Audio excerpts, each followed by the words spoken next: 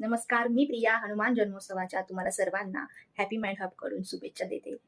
हनुमान म्हणजे शिवशंकरांचे 8वे रुद्र अवतार असे मानलं जातं. एवढंच नाही, तर हनुमानांची भक्ती केल्यामुळे आपल्या कुंडलीमधील सर्व नवग्रहांची शांती होते आणि जीवनातील अडथळे दूर होण्यास मदत होते. त्याचबरोबर अशी मान्यता आहे, की शनिदेव जेव्हा रावणाच्या बंधनामध्ये होते, त्यावेळेला मारुतीरायांनी त्यांची त्या बंधनातून मुक्तता केली होती आणि त्यावेळी शनिदेवांनी प्रसन्न होऊन मारुतीरायांना वचन दिलं होतं, की तुझे जे कोणी भक्त आहेत, ते शनिवारी तुला तेल आणि शेंदूर अर्पण करतील. त्यांच्या जीवनातील सर्व साडेसाती, शनीचे दोष असतील ते सर्व निवारण करून मी त्यांना आशीर्वाद देईल. आता या दिवशी तुम्हाला काय करायचंय? या दिवशी तुम्हाला आवर्जून मारुतीच्या मंदिरात नक्की जायचंय आणि जाताना मनामध्ये हे भाव ठेवायचे आहेत, की आज माझ्या मारुती रायाच्या जन्मोत्सवाच्या शुभेच्छा द्यायला मी जात आहे आणि त्यांच्या आवडत्या वस्तू मी त्यांच्यासाठी घेऊन जात आहे.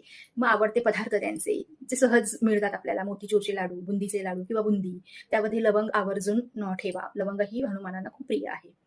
दुसरं म्हणजे हनुमानांना तुम्ही जेव्हा रुईच्या पानाचा हार घालता, तर त्यावेळेला शेंदूर आणि चमेलीचं तेल मिक्स करायचंय किंवा गुलाबजल मिक्स करायचंय आणि त्या प्रत्येक पानावर श्रीराम तुम्हाला लिहायचं आहे. श्रीराम लिहिलेला हार जेव्हा आपण मारुतीला घालतो, अत्यंत प्रसन्न होतात आणि आपल्याला आशीर्वाद देतात. ज्यांना नोकरी व्यवसायामध्ये अडथळे येत आहेत, त्यांनी 11 लवंगाची माळ तयार करायची. सफेद रंगाचा धागा आपला सुती धागा आहे, त्यामध्ये 11 लवंगाला गाठ मारायची आहे आणि तो हार मारुती रायाला घालायचा आहे. अजून एक महत्वाची गोष्ट तुम्हाला करायची आहे. हा लाल पिवळा धागा घ्यायचा आहे.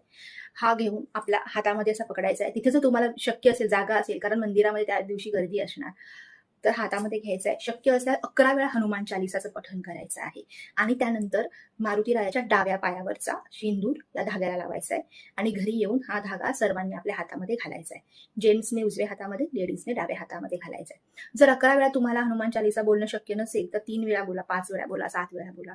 हेही जर पॉसिबल नाही झालं, तर 108 वेळा ओम हम हनुमते नमः या मंत्राचा जप करा आणि हा सिद्ध झालेला धागा तुम्ही घरी येऊन सर्वांनी आपल्या हातामध्ये घाला.